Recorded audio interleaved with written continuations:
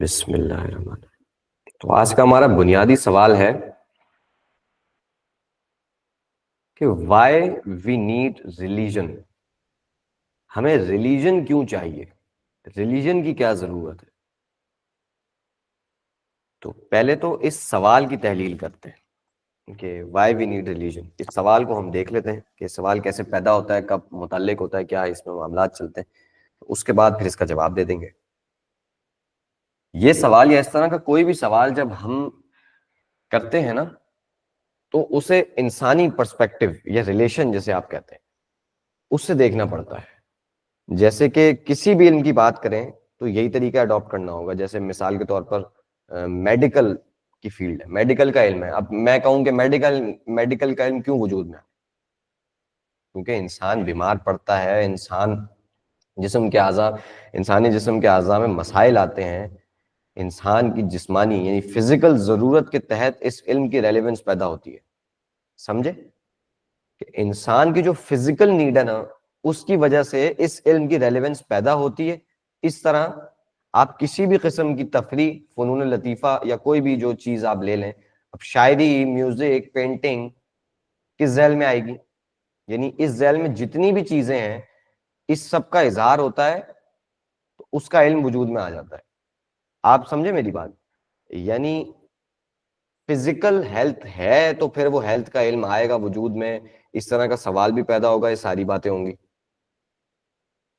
شاعری، موسیقی، پینٹنگ، جب اس سب چیزوں کا اظہار ہوتا ہے تو اس کا علم وجود میں آ جاتا ہے، اور اس کی جو مطابقت ہے یعنی کہ جو اس کی جو ریلیونس ہے وہ ہماری جمالیات، ایستھیٹک سینس پلس اسکلز کے ساتھ آ جاتی ہیں۔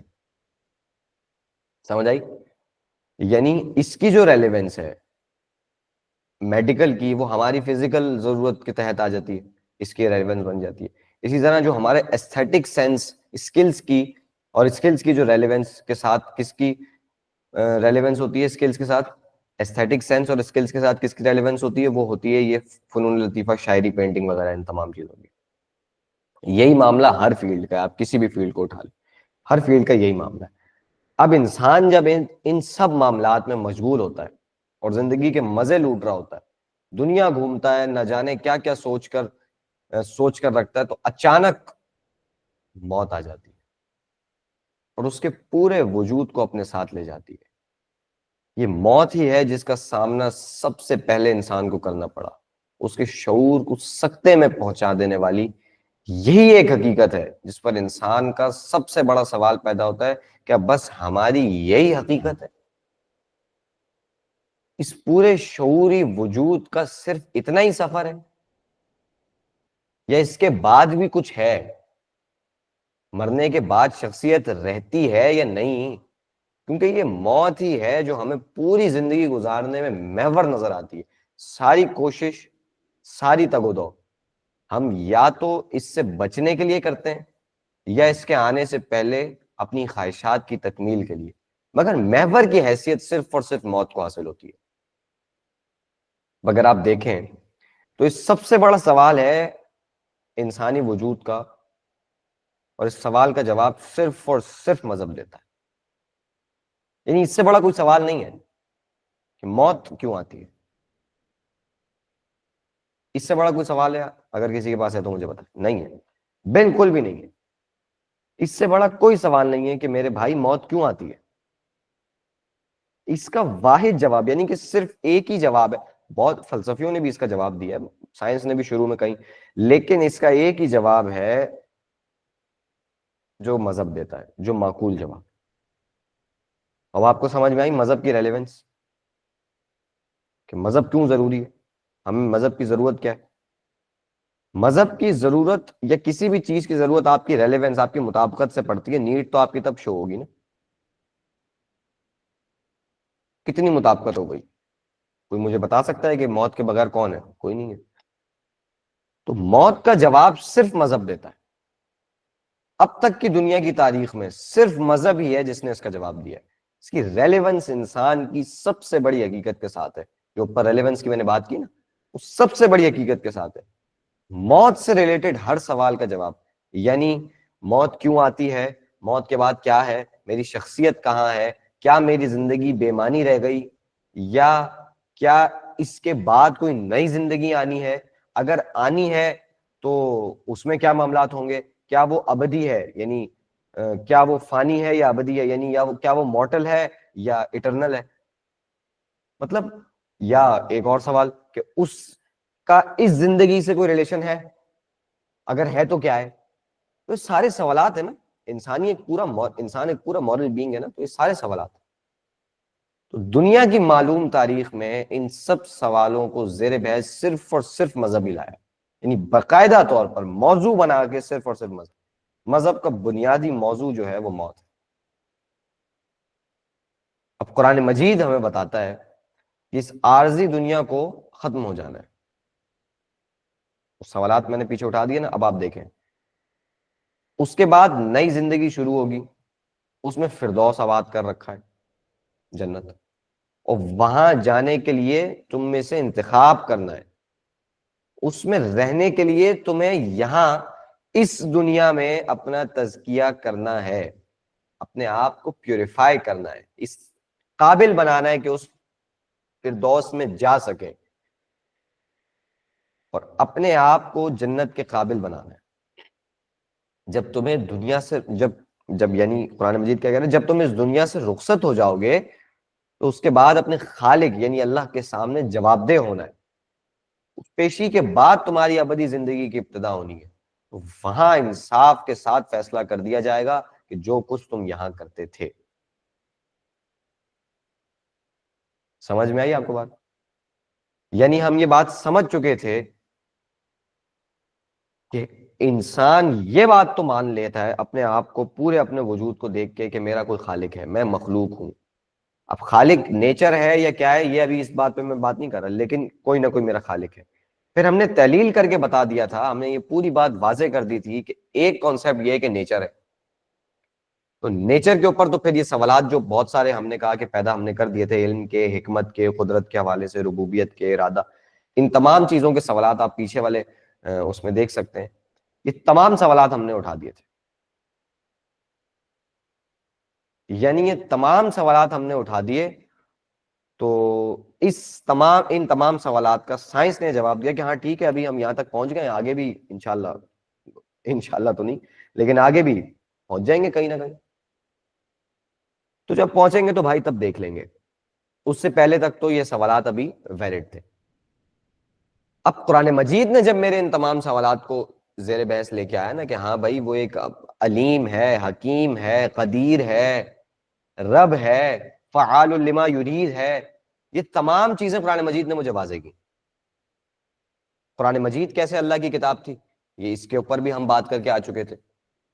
اس کے اوپر بھی ہم نے بات کی تھی کہ قرآن مجید ہمیں یہ بتاتا ہے کہ کوئی بھی انسانی علم صحیح و خطا کے مراحل سے نہیں گزرتا. میں معذرت چاہتا ہوں، کوئی بھی انسانی علم صحیح و خطا کے مراحل سے گزرے بنا علم نہیں بنتا. وہ گزرتا ہے، لازمی ایسا ہوتا ہے کہ وہ صحیح و خطا کے مراحل سے گزرتا ہے. ایسا کوئی علم نہیں ہے کہ جو اس سے نہ گزرے. تو قرآن مجید نے اپنے بارے میں یہ کہا کہ کیا اس کو دیکھا ہے کہ یہ صحیح و خطا کے مراحل سے گزرا ہے. یعنی پہلی آیت اور آخری آیت میں ادبی لحاظ سے بھی کوئی فرق نہیں ہے، لٹریچر کے لحاظ سے. اگر انسانی کام ہوتا تو میرے خیال ہے کہ میں اگر آپ کو اپنی مثال دوں چھوٹے سے ذہن کی، تو ایک شعر شاید میرا کسی دیوان کے یا کسی اردو کے پیمانوں میں اتر رہا ہوگا، باقی ہزار سینکڑوں شعر میرے ایسے ہوں گے جو لوگ بولیں گے یار یہ تو بڑی غیر معیاری شاعری کر رہا ہے. صحیح و خطا کا یہی تو مرحلہ ہے، ٹرائل اور ایرر. صحیح یعنی ٹرائل، خطا یعنی ایرر. اور صحیح و خطا سے گزرنے کے بعد جب کوئی علم وجود میں آتا ہے، جب کوئی کتاب وجود میں آتی ہے، تب بھی اس میں ایرر کی گنجائش ہوتی ہے. قرآن مجید یہ چیلنج کرتا ہے کہ اس میں کوئی ایرر کی گنجائش نہیں ہے. قرآن مجید یہ چیلنج کرتا ہے کہ جس شخص نے تمہارے سامنے یہ پیش کیا ہے، کیا تم نے اس کی زندگی میں دیکھا کہ اس نے کوئی پڑھائی لکھائی کی ہے؟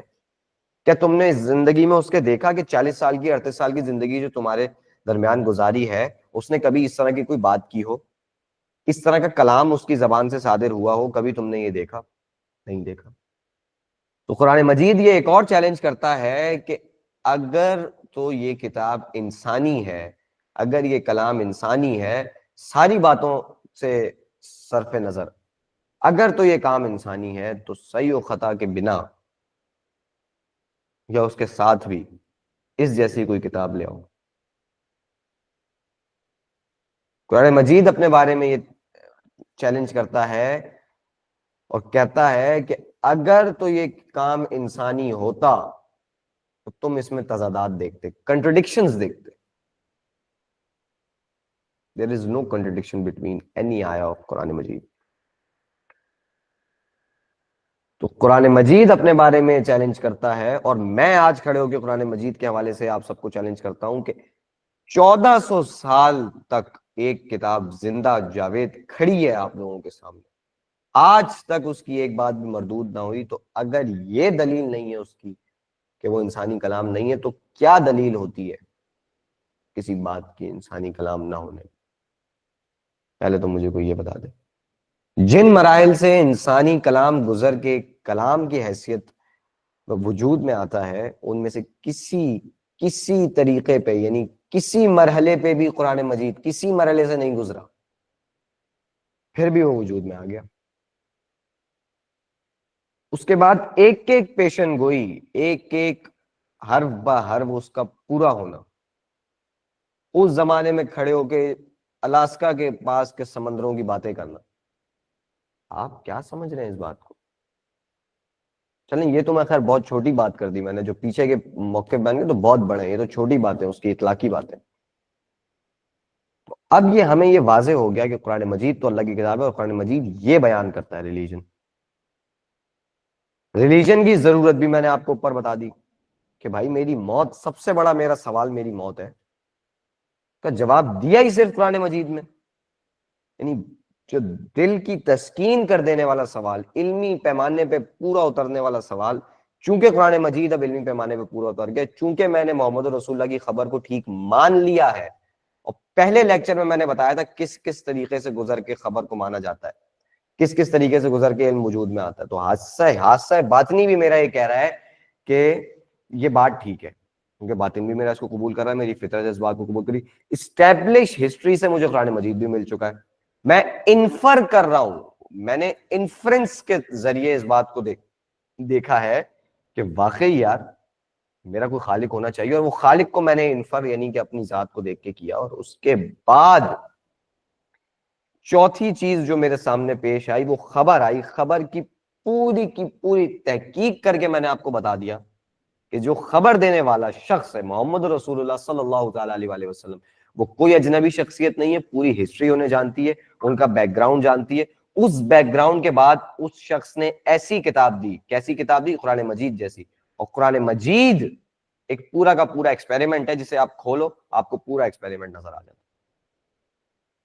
5 کے 5 علمی پیمانے پورے کر دیتی ہے یہ بات, 5 کے 5.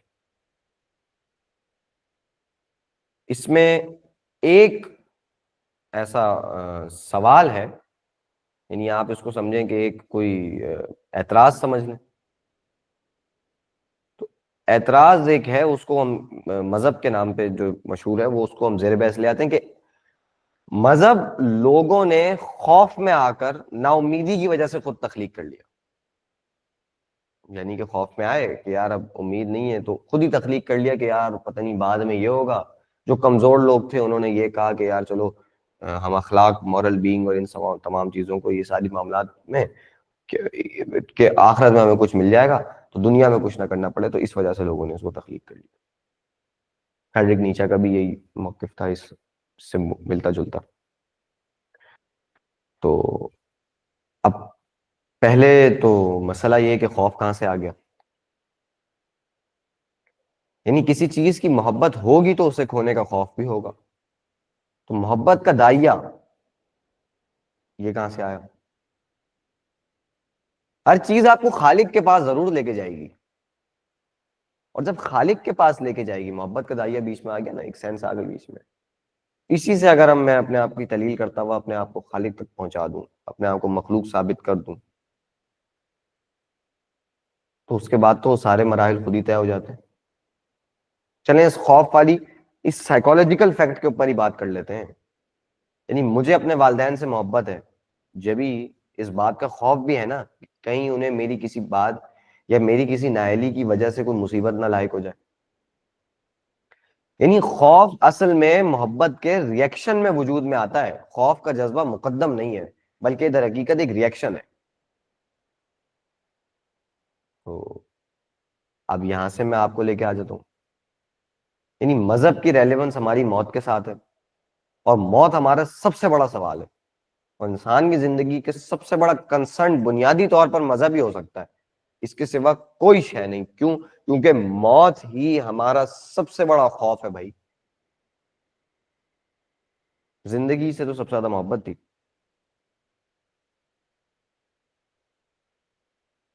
سب سے زیادہ کنسرن مذہب بن گیا ہمارا. کیوں بن گیا؟ کیونکہ موت تھی. اچھا مذہب ٹھیک کیسے، یہ ہم نے اوپر بیان کر دیا قرآن مجید کے ذریعے.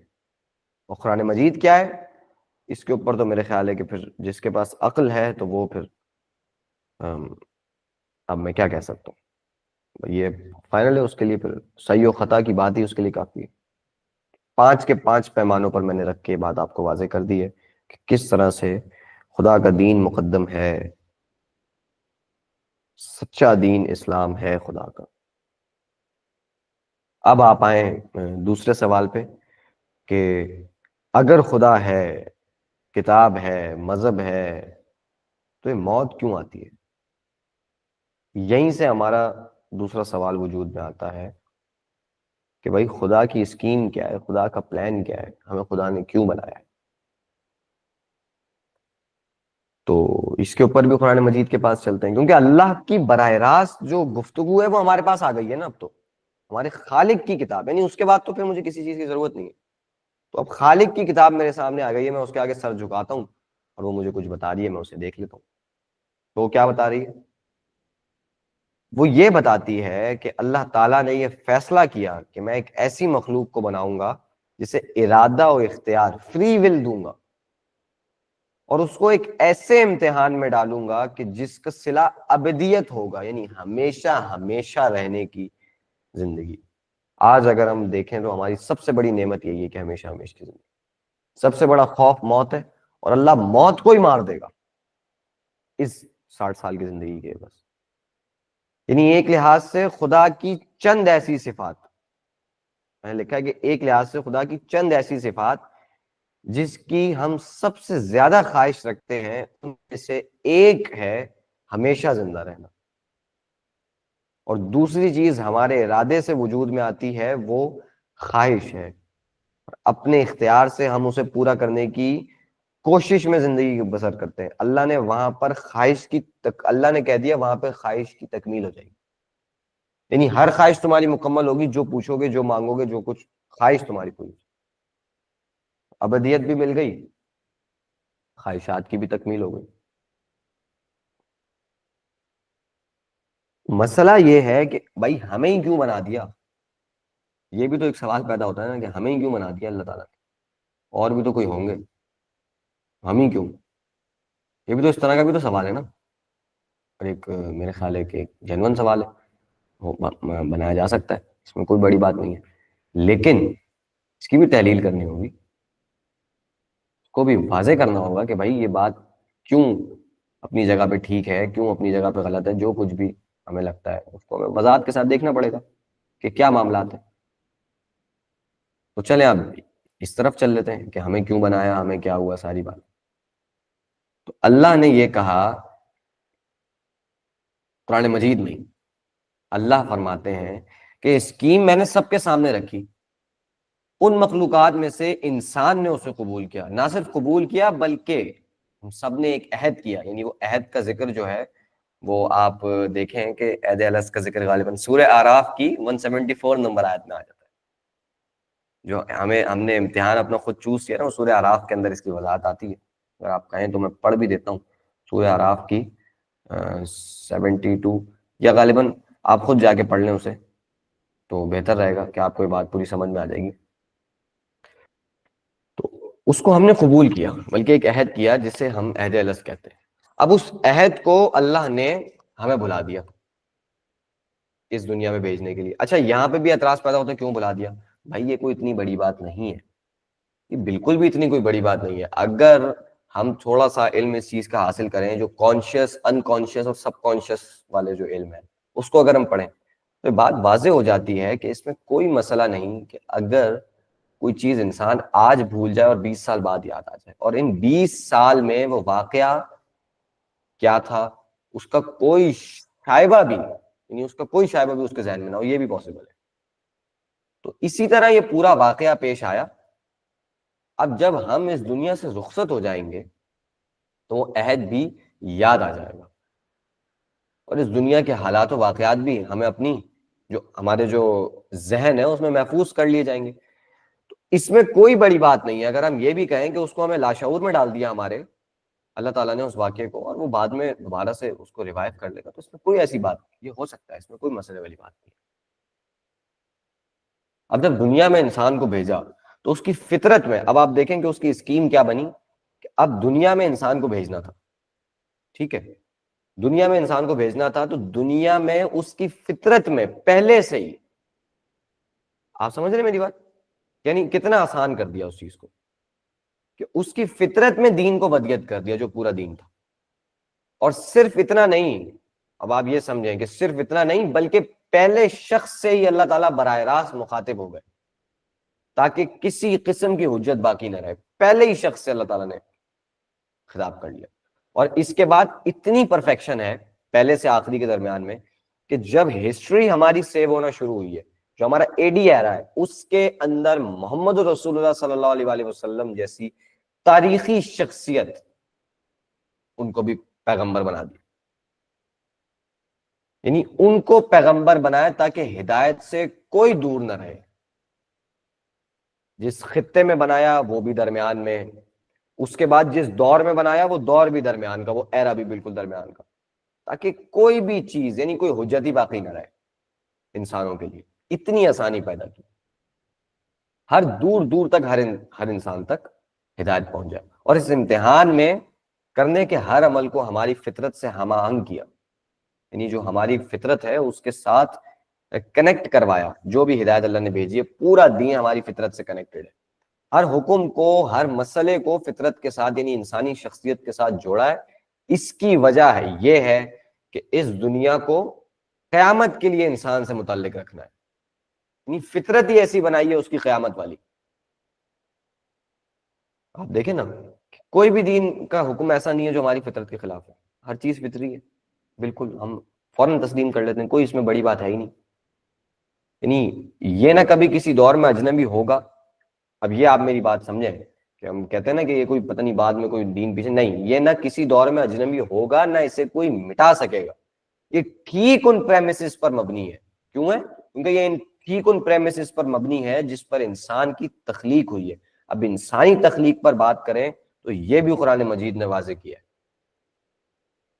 واضح کیا قرآن مجید نے کہ ایک پروسیس سے گزر کر جب انسان کے جسم کو، یعنی حیوانی وجود، جو اس کا ایک پورا حیوانی وجود تھا، وہ ہم جیسے جانور ہیں اس طرح سے ہم انسان، اس طرح کا جو وجود تھا اس کو پایہ تکمیل تک پہنچایا. جس کو آپ اگر آپ ایوولوشن کی تھیوری میں آپ اطمینان ہے تو اس کو بھی آپ دیکھ لیں گے، جیسے اس طرح سے ہمیں ایک انسانی وجود، انسانی یعنی ایک باڈی ہمیں دے دی. جب انسان کو جسم کے جو پورے اعضاء اس کو پایہ تکمیل تک پہنچا دیا تو اسے انسانی شخصیت دی. اس کے بعد پھر جو شخصیت ہے نا وہ اللہ تعالیٰ نے ہمیں عطا کی. یہ شخصیت ہی ہے جو ہمیں جانوروں سے الگ بناتی ہے. اس سے اس شخصیت میں دو چیزیں، یعنی یہ جو ہماری شخصیت ہے نا، ظاہر یہی ہے کہ جو ہمیں جانوروں سے الگ بناتی ہے، اس میں دو چیزیں اللہ تعالیٰ نے ایڈ کر دی ہیں، دو چیزیں ڈالتی ہیں. ایک تو یہ کہ وہ اپنے مخلوق ہونے کا احساس رکھتا ہے، یعنی یہ شعور ہماری عمر کو، یہ شعور کی عمر میں جب ہم پہنچ جاتے ہیں تو یہ مان لیتے ہیں. یعنی ایسا کچھ نہیں ہے کہ ہم نہیں مانتے، کہ بالکل ہم ہر شخص دنیا میں مان لیتا ہے کہ وہ مخلوق ہے. یہ ہم پیچھے بھی بات کر چکے ہیں کہ یہ بات تو ہر انسان مان لیتا ہے کہ وہ مخلوق ہے، مجھے کسی نے وجود بخشا ہے. کس نے بخشا ہے؟ ابھی یہ بات نہیں ہوئی. نیچر نے بخشا ہے، فلاں نے بخشا ہے، فلاں نے بخشا ہے. چھوڑ دو اس بات کو، یہ ہم پیچھے بات کر چکے ہیں کہ بھائی نیچر نے اگر بخشا تو اتنے سارے سوالات ہیں. کس نے بخشا ہے یہ بھی ہم بات جان چکے ہیں، خدا نے بخشا. سیکنڈ، اللہ اکبر، سیکنڈ چیز یہ ہے کہ وہ برائی اور بھلائی کا راستہ جانتا ہے. یعنی اگر آپ اس کو 3 پارٹس میں ایسے سمجھیں جو انسان کو جانوروں سے افضل بناتی ہیں، تو ایک یہ کہ وہ ایستھیٹک سینس رکھتا ہے، یعنی کہ وہ ایک چیز کو دیکھتا ہے تو چشم زدن میں اسے بتا دیتا ہے کہ یہ خوبصورت ہے یا بدصورت ہے. یعنی وہ ایک فتویٰ لگانے سے نہیں رکتا، وہ فوراً بتا دیتا ہے کہ یہ خوبصورت ہے یہ بدصورت ہے، فوراً. یعنی آپ اگر ایک بچے کی مثال لیں، میں آپ کو ایک مثال دیتا ہوں بڑی پیاری. یعنی اگر آپ جانور کو یہ بات سکھائیں تو یہ معاملہ نہیں ہوتا. آپ سمجھے میری بات؟ چلے میں آپ کو دو باتیں اور بتا دیتا ہوں، پھر اس کے بعد میں آپ کو ایک مثال سے سمجھاتا ہوں. کہ ایک یہ کہ وہ ایستھیٹک سینس رکھتا ہے. میرا دماغ پتہ نہیں کیوں چکرا رہا ہے، اس لیے میرے زبان سے الفاظ بھی عجیب عجیب نکلے جا رہے ہیں بار بار. ایک یہ کہ وہ ایستھیٹک سینس رکھتا ہے، دوسرا یہ کہ وہ انفرنس کی صلاحیت رکھتا ہے. انفرنس کی صلاحیت یہ ہوتی ہے کہ وہ استنباط کر لیتا ہے، سین سے ان سین کو ڈرائیو کر لیتا ہے. ظاہر کو دیکھتا ہے تو اس کے باطن کو تلاش کرتا ہے، علت کو دیکھتا ہے، یہ پوری ہر چیز، فعل فاعل مفعول، تو یہ ساری چیزیں یعنی ایکشن ریئیکشن، یہ سب کچھ جو بھی ہے یہ انفرنس کے اندر فال کرتا ہے. کہ سیب گرا، نیچے کیوں گرا اوپر کیوں نہیں گیا، یہ سوچ کے نیوٹن نے پھر کشش ثقل گریوٹی کو دریافت کیا. تو جو دریافت ہے، انفر کیا، اس کو استنباط کہا جاتا ہے. کشش ثقل ہمیں نظر نہیں آتی، لیکن اس کے جو یعنی کشش ثقل جو کام کر رہی ہے، جو گریوٹی کام کر رہی ہے، وہ ہمیں نظر آتی ہے. گریوٹی بذات خود نظر نہیں آتی، لیکن اس چیز کو ہم نے گریوٹی کا نام دے دیا انفرنس کے ذریعے. اس کشش کو ہم نے انفرنس کے ذریعے اس کا نام دے دیا. اور تیسری چیز یہ ہے کہ وہ اخلاقی وجود رکھتا ہے، یعنی ایک مورل بینگ ہے. یعنی وہ یہ جانتا ہے کہ جھوٹ یہ ہے، سچ یہ ہے، یہ جائز ہے، یہ ناجائز ہے. تو یہ بات ہے. اب اگر میں آپ کو والی مثال دوں کہ آپ اگر ایک جانور کو بتائیں گے کہ یہ اچھا ہے یہ برا ہے، یعنی کسی اسپیسیفکلی کسی چیز کو بتا دیا نا کہ یہ اچھی ہے یہ بری ہے، تو وہ اسپیسیفکلی انہی چیزوں کو کہے گا کہ یہ اچھی ہے یہ بری ہے. لیکن اگر آپ یہی بات اپنے بچے کو بتائیں، کسی چھوٹے بچے کو، کہ بیٹا یہ اچھا ہے یہ برا ہے، تو کچھ عرصے بعد وہ اپنی چھوٹی سی جو اس کے پاس ناقص عقل موجود ہوگی، اس عقل کے مطابق خود ہی پریمیسز قائم کرے گا، اور وہ پریمیسز قائم کر کے باقی چیزوں پر بھی اس کا اطلاق کرے گا. یعنی ان کی اپلیکیشن، ان کو اپلائی کرے گا باقی چیزوں پر بھی، خود ہی وہ اس کو کرنا شروع کر دے گا. یعنی آپ ایک بچے کو ابھی یہ اچھا ہے یہ برا ہے اپنے سوٹ یا اپنے کپڑوں کے بارے میں بتائیں گے، تو ہو سکتا ہے سال بعد وہ آپ کو کہہ رہا ہو بابا یہ سوٹ آپ کے اوپر اچھا نہیں لگ رہا، اور یہ بات حقیقت ہے. جانور کبھی یہ نہیں کہے گا. تو یہ چیز انسان کا امتیاز ہے، یہ چیز ہے انسان کا امتیاز. اس طرح انسان بنایا اللہ نے، اور اپنی پوری ہدایت اور آخرت کا پورا لائے عمل دے کر یہ بتایا کہ اس جسم کو موت آنی ہے، اور موت کے بعد تمہیں وہ ابدی زندگی ملے گی جس کا ہم اوپر ذکر کر چکے ہیں. یعنی یہ جو ہم اوپر ابھی پورا پڑھ کے آئے اس ابدی زندگی کا، کہ موت کے بعد تمہیں وہ ابدی زندگی ملے گی. تو اس ابدی زندگی اور جنت کے لیے انسان کو بنایا گیا، اور ارادہ و اختیار دے کر پہلے اس کے سامنے یہ پوری اسکیم رکھی گئی کہ 60-70 سال کی زندگی کے عوض ہمیشہ کی زندگی ہے. خدائی صفات کا ظہور تم میں ہوگا، خواہشات کی تکمیل ہوگی. ہم سب نے اس کے آگے سر تسلیم خم کیا اور زندگی کو قبول کر کے اس دنیا میں آنے کا سامان کیا.